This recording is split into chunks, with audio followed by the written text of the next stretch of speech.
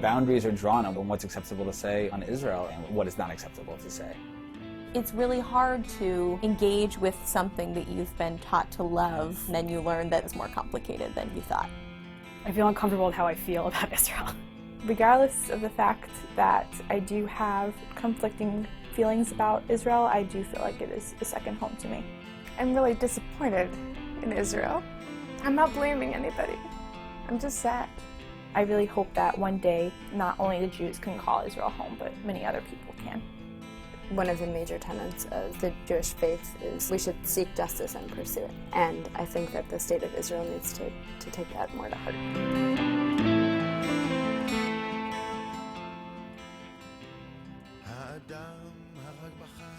Israel and social justice. These two issues deeply engage and spark action in the Jewish community. Yet these same two issues are kept apart in many Jewish institutions, and for many of us, are also kept apart in our own lives and in our own activism. Over the next few minutes, you will hear from 7 young Jewish activists who have been asked to address Israel and social justice together. They discuss wrestling with these issues, their passion for good work, their connection to Israel, and their hopes for the future. We hope their thoughts will add to today's conversation. Welcome to Love, Hate, and the Jewish State, a conversation on Israel and social justice.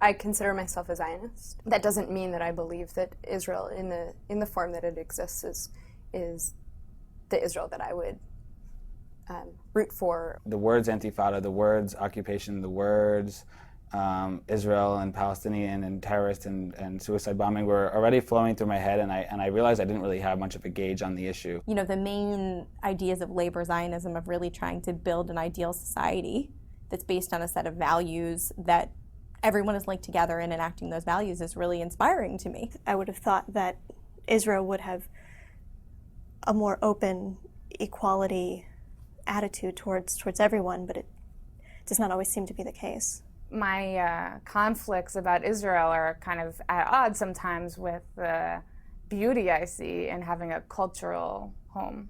I don't know what to think. I feel like I have different views, and they're each in themselves independently valid, and they're like sitting on a counter like ingredients, and I haven't been able to combine the flavors to make anything that makes sense.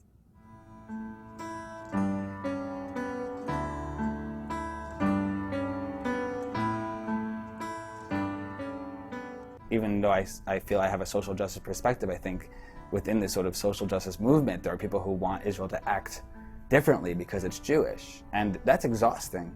But what's not safe for me to talk about is whether or not Jews are mistreating non-Jews in their midst, or to what extent Jewish Israelis now bear the responsibility of making reparations or sacrifices to somehow mitigate that damage. I was not interested in just making money for money's sake or having a job for the sake of having a job, but actually doing something with the work that I did to make the world a better place, which was something that I felt that was part of certain Jewish communities, and I felt very drawn to that.